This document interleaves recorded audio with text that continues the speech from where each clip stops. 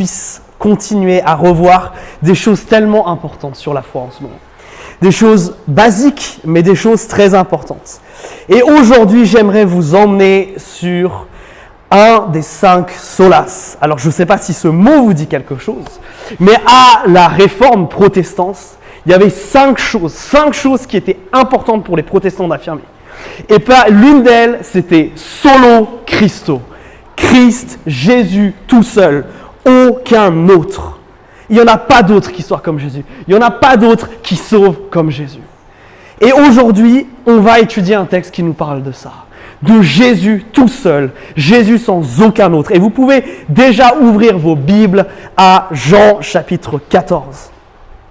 Parce que Jésus, s'il était aujourd'hui parmi nous, s'il était venu au XXIe siècle, il aurait des gros problèmes. Parce que Jésus, il a un discours dans Jean 14, et un verset que vous connaissez par cœur. Je suis le chemin, la vérité et la vie. Un discours qui passerait pour plus qu'intolérant aujourd'hui. Parce que nous sommes dans un monde qui affirme les choses suivantes. Vous savez, quand vous parlez avec des gens dans la rue, je ne sais pas si ça vous arrive, mais de religion et de spiritualité, si ce n'est pas quelque chose qu'ils connaissent bien, ils vont vous dire une de ces 3 choses. Que finalement, toutes les religions, elles mènent à Dieu.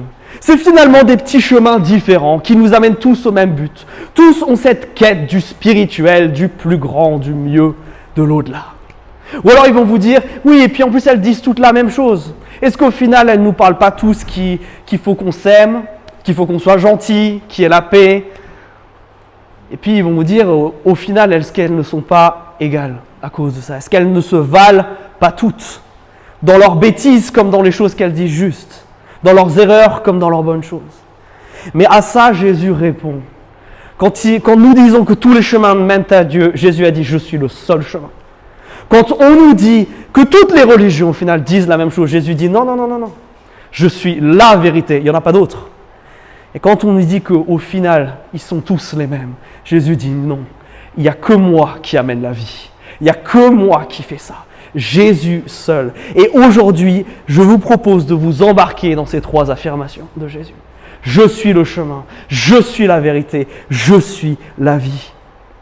Alors, je vous propose que nous commencions à lire Jean chapitre 14, et pendant que les derniers prennent leur Bible ou leur téléphone, laissez-moi vous donner 2 mots de contexte. À ce moment-là, on est dans les derniers instants de Jésus avant la crucifixion. Et il sait que ça va être un temps difficile pour les disciples, pour ses 12 amis. Alors, il prend le temps de les rassurer, il leur parle. Et dans les chapitres 14, 15, 16 de Jean, il essaye de les rassurer en leur disant que l'histoire ne se finira pas quand ils meurent. Ils verront, il y a des choses extraordinaires qui vont se passer. Il y a l'Esprit de Dieu qui va descendre et venir habiter en eux. Et c'est dans ce contexte-là que Jésus commence à parler. Jean chapitre 14, je lis à partir du verset 1. « Que votre cœur ne se trouble pas. Mettez votre foi en Dieu. Mettez aussi votre foi en moi. Il y a beaucoup de demeures dans la maison de mon Père. Sinon, vous aurais-je dit que je vais vous préparer une place? Si donc je m'en vais vous préparer une place, je reviens vous prendre auprès de moi, pour que là où je suis, vous soyez vous aussi. Et là où moi je vais, vous en savez le chemin. Et Thomas lui répondit, « Seigneur, nous ne savons pas où tu vas. Comment saurions-nous le chemin ?» Et Jésus lui dit, « C'est moi qui suis le chemin. C'est moi qui suis la vérité et c'est moi qui suis la vie. Personne ne vient au Père sinon par moi. » Alors commençons. Jésus dit qu'il est le chemin. Mais le chemin vers quoi? Le chemin vers où? Eh bien, c'est ce qui nous est dit dans ces premiers versets. Le chemin vers Dieu. Le chemin vers la présence de Dieu. Jésus, c'est le portail, la fenêtre, la porte. Qu'importe par où est-ce que vous entrez, dans la maison de Dieu, dans sa présence. Jésus nous dit au verset 6 de faire attention, parce qu'il est le seul chemin. Tout autre chemin qui n'est pas Jésus lui-même ne peut être que déception. Que si ta quête de sens dans la vie, si ta quête de transcendance, si ta quête de Dieu t'amène loin de Jésus, alors tu n'y arriveras pas. Alors tu t'embarques dans des chemins qui sont sinueux, des chemins qui sont dangereux, des chemins qui t'emmènent dans des forêts profondes. Pas des chemins qui t'amènent dans la présence de Dieu. Et Jésus fait une métaphore. Il nous dit que la présence de Dieu, c'est comme cette maison-là. C'est comme une maison au verset Dieu.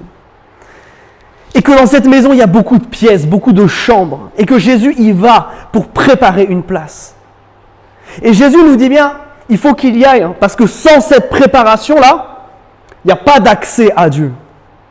Jésus nous met en garde contre une idée qui est très importante. L'idée que nous pensons parfois, qui est que nous pouvons atteindre Dieu par nous-mêmes. Et je crois que c'est un des plus gros problèmes de notre temps. Nous pensons que nous sommes assez bien, surtout si on se compare aux autres. Et que parce qu'on est assez bien, finalement nous-mêmes on peut se tracer un chemin vers Dieu. Le problème, c'est que Dieu et nous n'avons pas les mêmes standards. Souvent on se dit ça va aller parce que si je me compare aux grands méchants de l'histoire, si je me compare aux méchants guerriers, aux dictateurs, à Hitler, ça va. Honnêtement, moi je ne commets pas le mal comme ça. Peut-être je commets plus le bien, donc finalement c'est pas si mal. Mais ça, mes amis, c'est comprendre le mal que nous faisons et notre rapport avec Dieu comme si c'était une balance. C'est-à-dire que dans une balance, ça sert à mesurer finalement des poids et on pense que Dieu finalement il juge comme ça. Il met une balance et d'un côté il mettrait tout ce qu'on ferait de bien et de l'autre tout ce qu'on ferait de mal. Et à la fin, si ça s'équilibre ou si j'ai un peu plus de bien, youpi, j'ai gagné, je vais au paradis. Le problème, c'est que penser comme ça, c'est pas penser comme Jésus.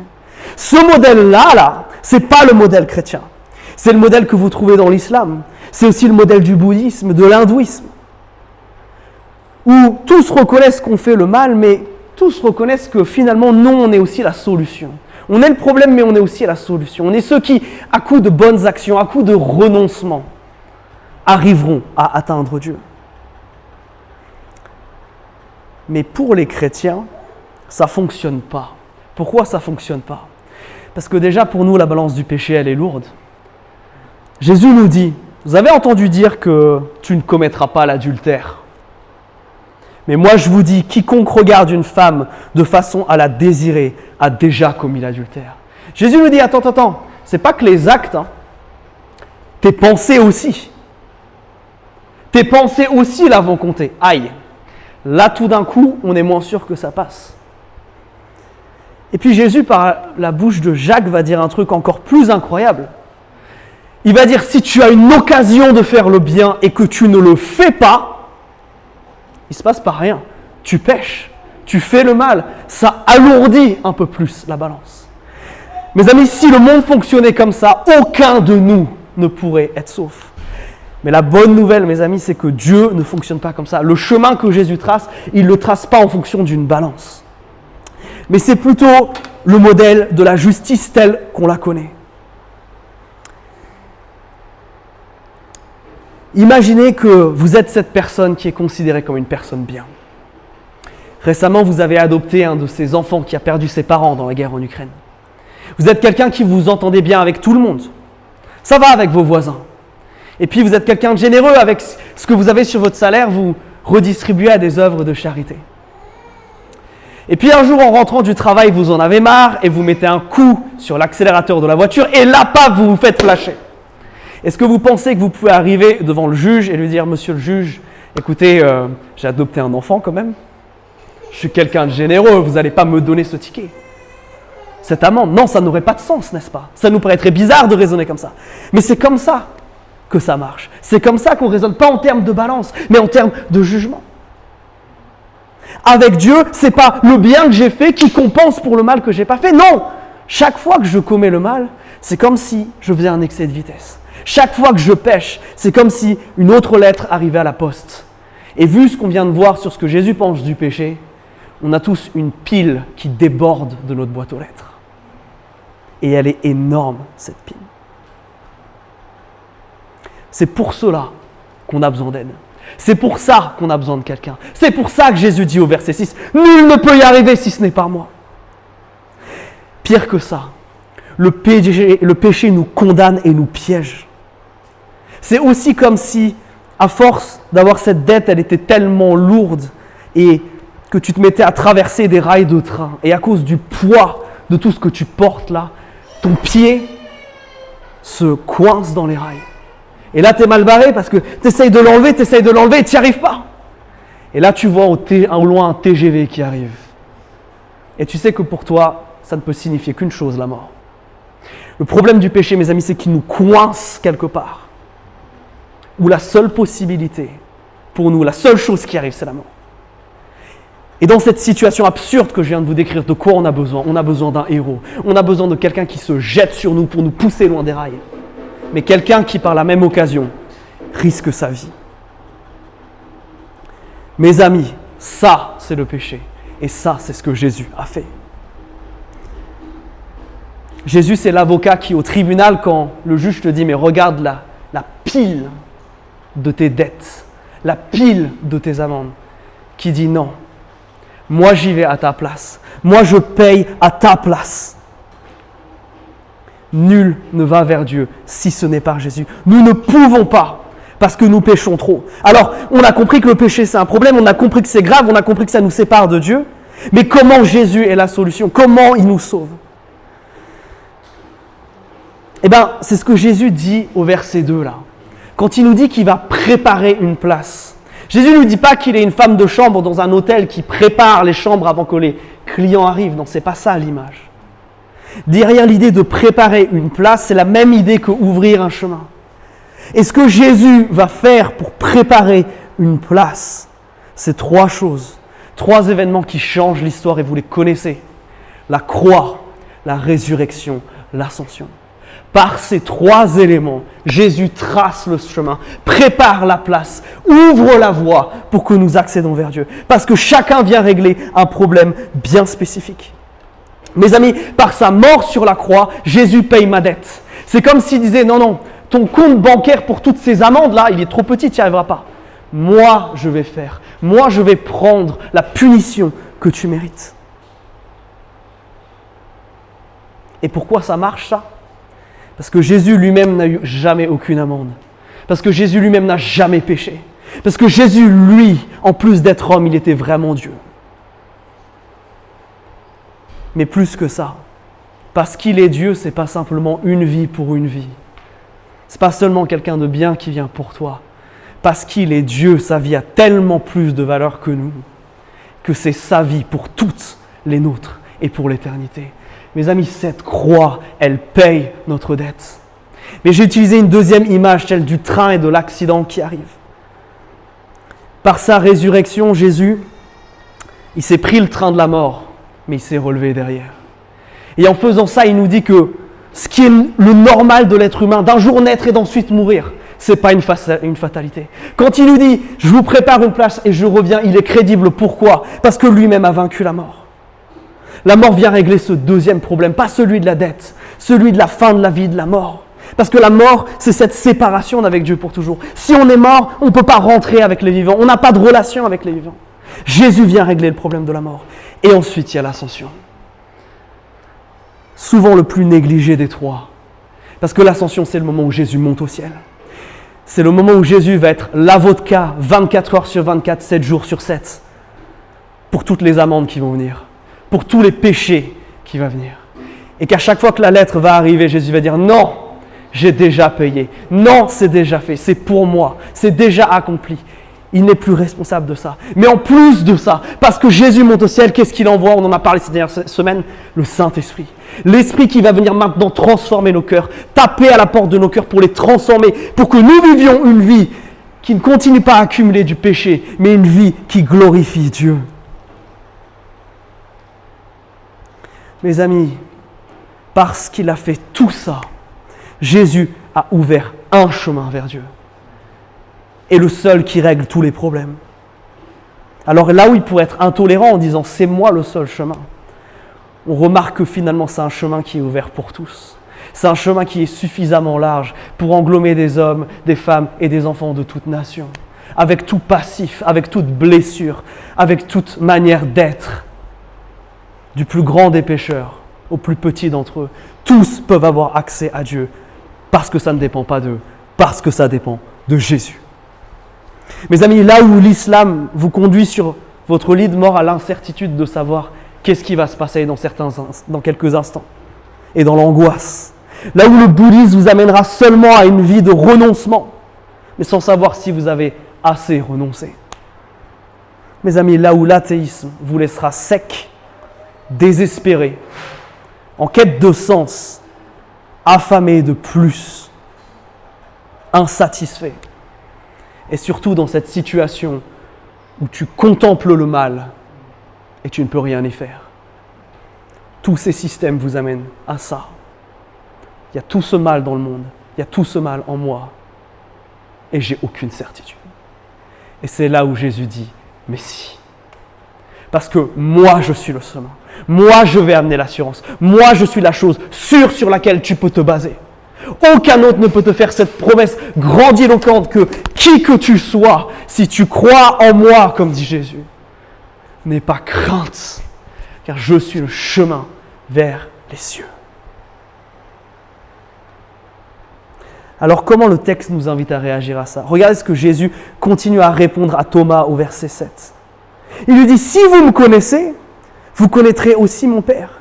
Et dès maintenant, vous le connaissez et vous l'avez vu, c'est moi. Alors Philippe lui répond, Seigneur, montre-nous le Père, cela nous suffit. Philippe ne comprend pas ce que Jésus est en train de lui dire. Jésus lui dit, mais il y a si longtemps que je suis avec vous et tu ne me connais pas, Philippe? Celui qui l'a vu a vu le Père. Comment tu peux dire, montre-nous le Père? Ne crois-tu pas que je suis dans le Père et que le Père est en moi?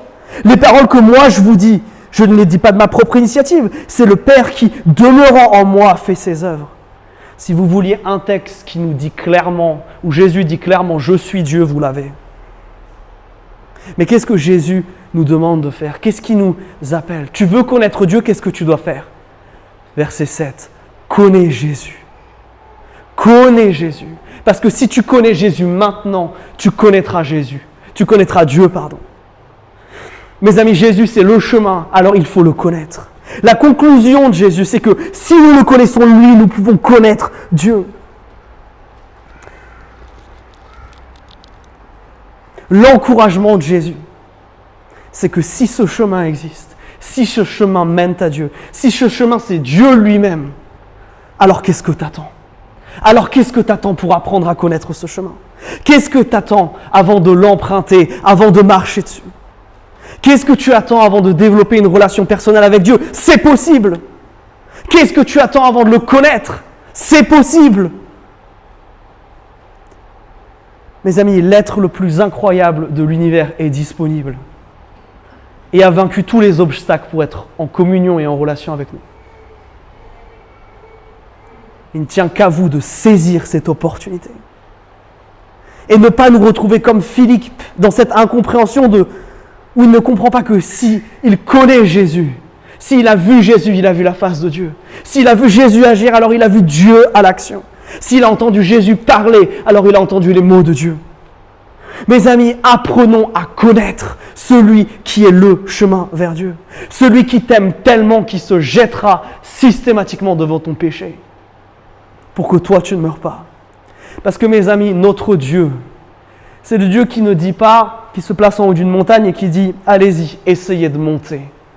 Notre Dieu, c'est le Dieu qui descend jusqu'en bas, qui va chercher ceux qui sont dans la boue, ceux qui sont ses ennemis. C'est le Dieu qui préfère dire à son ennemi « Je t'aime et je vais mourir pour toi » plutôt que de les condamner. Il n'y a personne d'autre qui fait ça. Il n'y a personne d'autre qui proclame ça.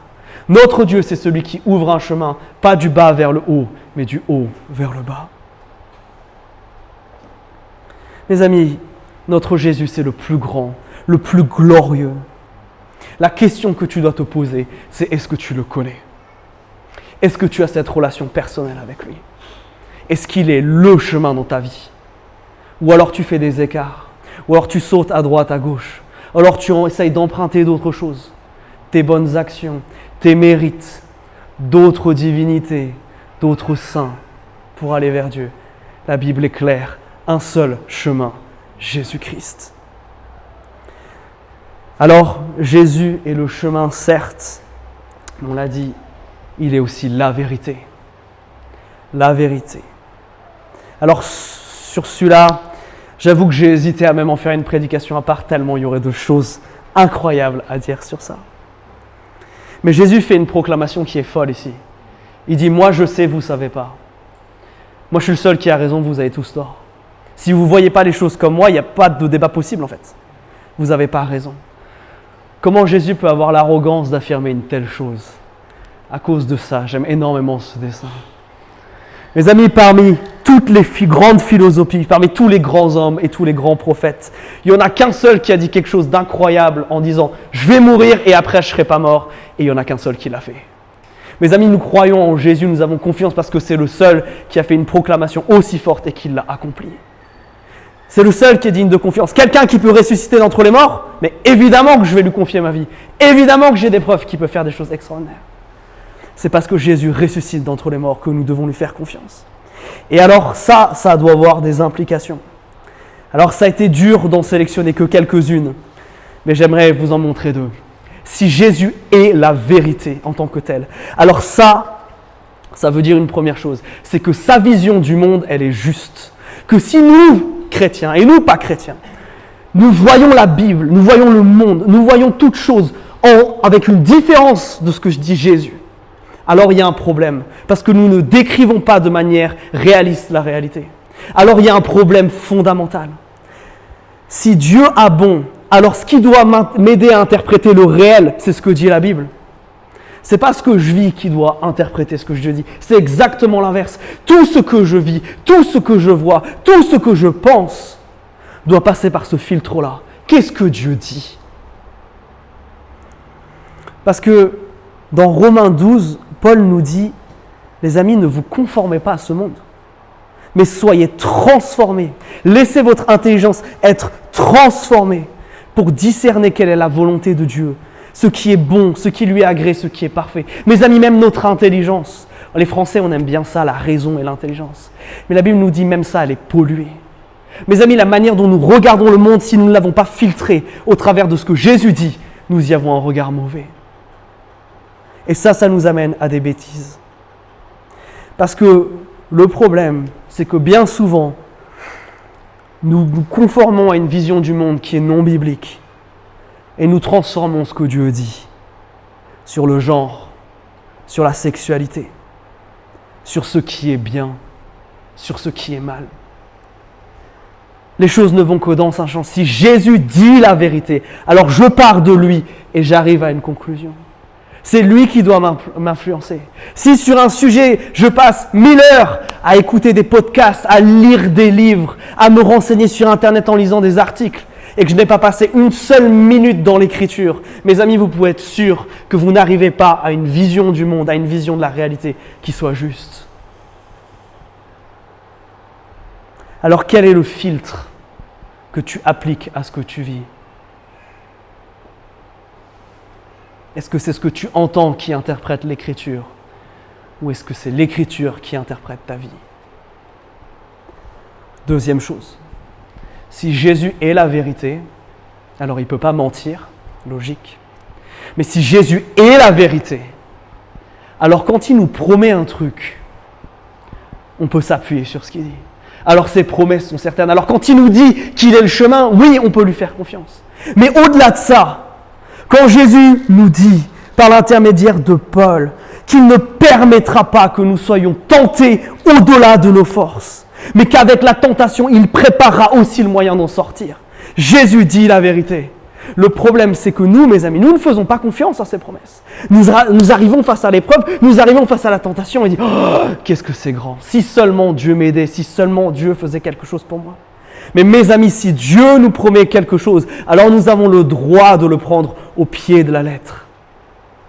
Quand je luttais au plus dur contre le péché, j'ai souvent dit à Dieu, tu dis dans ta parole en Jacques chapitre 4, verset 7, « Soumettez-vous à Dieu, résistez au diable et il fuira loin de vous. » Souvent, je me suis mis à genoux et je dis, « Seigneur, ça tu l'as dit.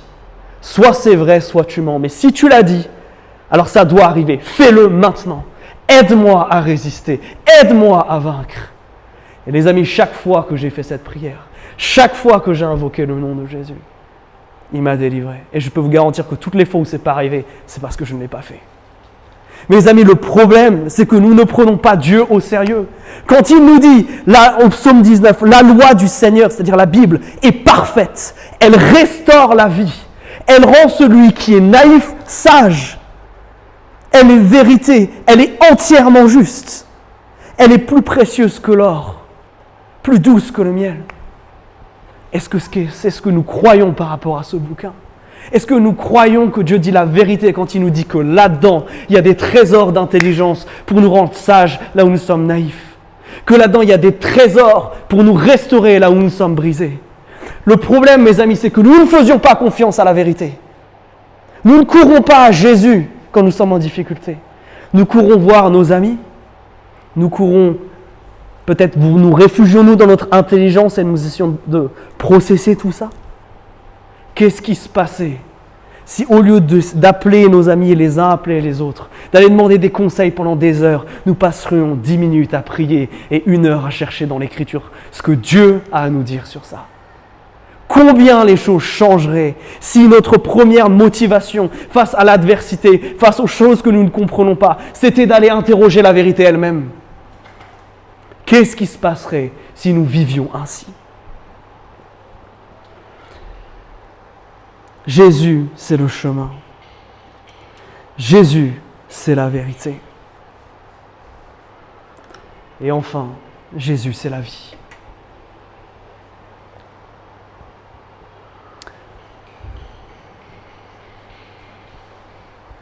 Jésus, c'est la vie à 2 titres. C'est la source de vie parce que, on l'a dit, sans lui, le péché nous condamne, c'est la mort. Jésus, c'est la source de la vie de demain, la vie éternelle, celle que nous passerons face à face avec Dieu. Jésus, c'est celui qui peut te donner ça. Mais souvent, le problème, c'est que nous nous arrêtons à ça. Souvent, le problème, c'est que nous pensons que ce que Jésus veut nous donner comme vie, comme restauration, c'est que pour demain. C'est que pour après. Mes amis, l'éternité, elle commence maintenant. Parce que nous pouvons avoir accès à Dieu quand?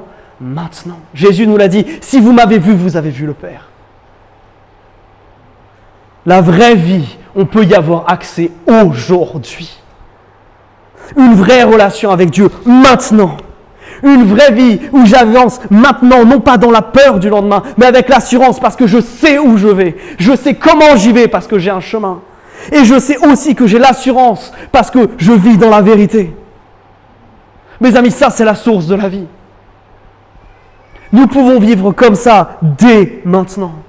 Et c'est ce qui va entraîner Jésus à dire à la fin de ce texte, verset 12, « Amen, Amen ».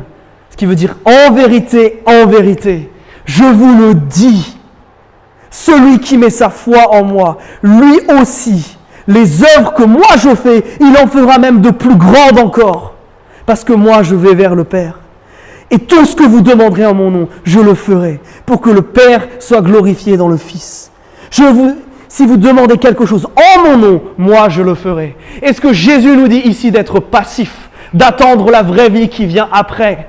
Non, il commence une phrase par Amen, Amen, ou en vérité. Chaque fois que vous voyez ça dans la Bible, vous pouvez le souligner, parce que Jésus s'apprête à lâcher une bombe à ce moment-là.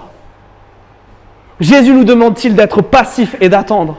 Non, Jésus nous dit de vivre maintenant et de demander maintenant la vraie vie à Dieu. Et il nous dit de demander 3 choses dans ce texte. Demander 3 choses. D'abord, il nous dit de ne pas avoir peur de demander de grandes choses parce que Dieu va faire, il dit quelque chose d'assez incroyable, au travers de nous des choses plus grandes que ce qu'il a fait lui-même. Alors attention avec ce passage. Nul ne peut faire quelque chose de plus grand que de mourir pour l'humanité et de ressusciter des morts. Personne ne peut faire quelque chose de plus grand que ça. Mais Jésus nous dit une chose, c'est que rappelez-vous, lui, il n'a fait un ministère que de 3 ans. 3 petites années, concentré sur 2 régions spécifiques, le nord d'Israël, la Galilée, et le sud, où il y a Jérusalem, ce qu'on appelle la Judée. Le reste du monde, non. Mais chacun des 12 qui, pendant plusieurs années, à part quelques-uns qui vont mourir très vite, vont parcourir la terre, vont amener l'évangile aux 4 coins de l'Empire romain, vont faire miracle sur miracle, vont l'apporter à plein de personnes. Chacun va prêcher à plus de personnes que Christ lui-même. C'est en ça que ces œuvres sont plus grandes. Mais il ne faudrait pas nous amener à avoir un sentiment de supériorité vis-à-vis de Dieu. Parce que Jésus nous dit quelque chose. Nous devons demander comment. Il y a cette phrase-là, « en mon nom ». En mon nom, ce n'est pas une formule magique. Ce n'est pas « je dis ma prière Et après, je dis en mon nom, et à cause du verset 14, il a dit, si vous demandez en mon nom, vous recevez. Non. C'est pas la pièce dans le distributeur qui active Dieu et qui te donne tout ce que tu as envie. Non. Agir au nom de quelqu'un, c'est être son ambassadeur. L'ambassadeur de France en Espagne, il peut parler au nom de la France. Il représente la France. Nous, en tant que chrétiens, en tant qu'Église, en tant que peuple de Dieu, nous représentons Dieu. Quand nous agissons au nom de Jésus, nous demandons à Dieu de faire les choses que Jésus aurait faites, de vouloir les choses que Jésus aurait voulu. Et ça doit vous rappeler tout ce qu'on a vu sur la prière jusqu'à présent. C'est l'équivalent de chercher d'abord le royaume de Dieu. C'est l'équivalent de ta volonté et non la mienne, ce que toi tu veux. Jésus nous dit, priez pour ces choses, parce que vous en verrez des grandes et des encore plus grandes. Est-ce qu'on commence à prier comme ça? Nous savons par exemple que Jésus aime l'humanité et l'a sauvée, et veut la sauver. Est-ce que nous n'avons pas peur de prier pour de grandes choses par rapport à ça? Est-ce que nous demandons à Dieu de grandes choses? Est-ce que nous disons, Seigneur, donne-moi l'occasion de parler de toi. Aujourd'hui, maintenant, quand je vais aller dans cette réunion, quand je vais marcher en rentrant du travail avec cette personne, quand je vais aller faire mes courses, est-ce qu'on croit que Dieu peut faire des choses aussi extraordinaires? Je crois que oui. Et je crois que c'est ce que Jésus veut. Je crois que Jésus, et il l'a prouvé, il aime tellement ce monde qu'il veut le sauver. Et nous pouvons être sûrs qu'en tout ce qui concerne les promesses de Dieu, en tout ce qui concerne le caractère de Jésus, on ne peut pas se tromper sur ça. Mais quel est le but final de toutes ces choses? C'est ce qu'il dit au verset 13. C'est que Dieu soit glorifié. L'objectif, ce n'est pas que moi je ressorte comme la personne qui sait faire des choses extraordinaires, par qui Dieu fait des choses extraordinaires, non. L'objectif, c'est que toute la gloire, tout l'honneur, tout ce qui se passe lui revienne. Alors dans la pratique, ça ressemble à quoi? Je vais vous donner un exemple. Il y a plusieurs mois, Jérémie et moi étions en prière pour l'Église. Et Jérémie a dit à Dieu, Seigneur, pour notre équipe de louanges, il faut que tu nous donnes un excellent batteur. Seigneur, tu vois comme on a galéré à en trouver dans tout ce qu'on a fait, dans tous les projets qu'on a fait. Seigneur, on veut que tu nous envoies quelqu'un qui vienne. 2 semaines après, Esteban est venu. Et malheureusement, il n'est pas avec nous aujourd'hui, mais si vous avez été là quelques fois, vous avez vu à quel point ce jeune homme est doué. Et pourquoi Jérémie a demandé ça? Pas parce que Jérémie aime bien faire de la musique et qu'il aime bien que tout le monde soit en rythme, ça aussi il aime. Mais Jérémie a demandé ça parce qu'il sait que pendant ces temps de louange, nous nous adressons à Dieu et que ce Dieu-là, il mérite l'absolu meilleur. Alors qu'a fait Jérémie? Il n'a pas eu peur de demander une grande chose à Dieu. Une chose pour laquelle il a déjà prié plusieurs fois, dans plein d'autres circonstances, qu'il n'a jamais reçue. Mais là, il a demandé, Seigneur, pour ta gloire, pour ton nom, pour que quand les gens arrivent ici, ils veuillent que toute la gloire te revienne, que cette batterie, elle puisse les entraîner leur cœur à se donner pleinement à toi. Qu'a fait Dieu? Il a répondu. C'est un petit exemple de comment mettre ça en pratique. Jésus a dit, je suis le chemin, la vérité et la vie. La question que tu dois te poser ce matin, c'est qu'est-ce que tu attends? Qu'est-ce que tu attends? Alors je ne sais pas comment le Saint-Esprit te parle à la lecture de ce texte, mais j'aimerais te poser des questions. Il est comment le chemin en ce moment? Le chemin qui mène à Dieu, Jésus. Cette relation avec lui, elle ressemble à quoi? Est-ce que c'est un beau chemin comme le chemin devant une maison où la pelouse est tondue, il y a des petites pierres pour marcher dessus, où c'est propre? Ou alors est-ce que c'est un chemin de forêt où ça tourne dans tous les sens, où c'est pas entretenu, où c'est difficile de marcher? Quoi il ressemble en ce moment, ta relation avec Jésus? Peut-être qu'il est temps de désherber. Peut-être qu'il est temps que tu réalises le privilège que tu as aujourd'hui de pouvoir rentrer en relation avec Dieu. Peut-être que tu as besoin de demander à Dieu pardon pour avoir négligé ce chemin, pour avoir négligé cette relation avec lui. Jésus a dit, je suis la vérité.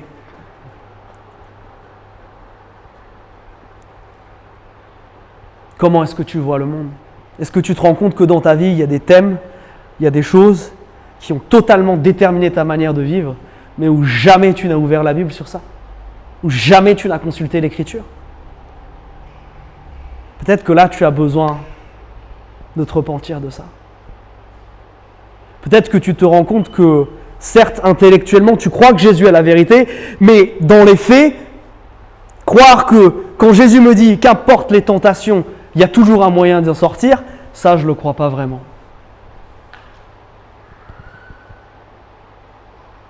Peut-être que tu as besoin que Jésus soit ta vérité. Jésus a dit « Je suis la vie ». Tu as juste à demander. Tu n'arriveras pas à Dieu par toi-même. Tu ne seras jamais assez bien. Nous sommes trop mauvais, les amis. C'est sûr. Sans Jésus, pas d'accès à Dieu. Mais cet accès à Dieu, il peut se faire aujourd'hui. Si tu ne l'as pas fait, c'est la décision la plus importante de ta vie à prendre. Demande à Jésus de venir. Demande-lui d'être le chemin. Demande-lui de t'ouvrir les yeux pour que tu vois la vérité. Mais peut-être que ça, tu l'as déjà fait. Et ça remonte à plusieurs années déjà. Ça fait des années que tu marches sur le chemin et tu es épuisé. Peut-être que tu as besoin de vie aujourd'hui. Alors demande-la à lui. N'aie pas peur de demander à Dieu. Demande-le de faire de grandes choses. Parce qu'il est prêt à le faire. Vous savez, la limite, c'est pas que Dieu ne veut pas sauver. C'est pas parce que Dieu ne veut pas faire. La limite, c'est bien souvent nous. Parce que nous ne demandons pas pour la gloire de Dieu. Nous ne demandons pas au nom de Jésus. Voire nous ne demandons pas tout court. Est-ce qu'il y a cette chose-là dans ta vie où tu es tellement frustré parce que tu ne vois pas Dieu agir, mais où tu te rends compte que là, tu n'as jamais prié, où tu as arrêté de prier? Est-ce que là, il y a besoin d'un changement? Alors mes amis, il est temps que nous répondions à ce texte. Il est temps que nous répondions à l'Esprit maintenant.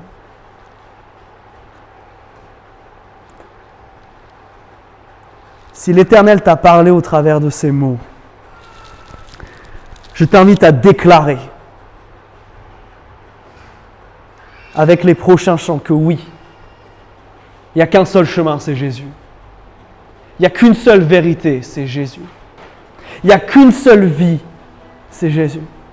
Seigneur, à quel autre pourrions-nous aller si ce n'est qu'à toi? Pas d'autre chemin. Parce que tu as les paroles de la vie éternelle. Toi seul as la vérité.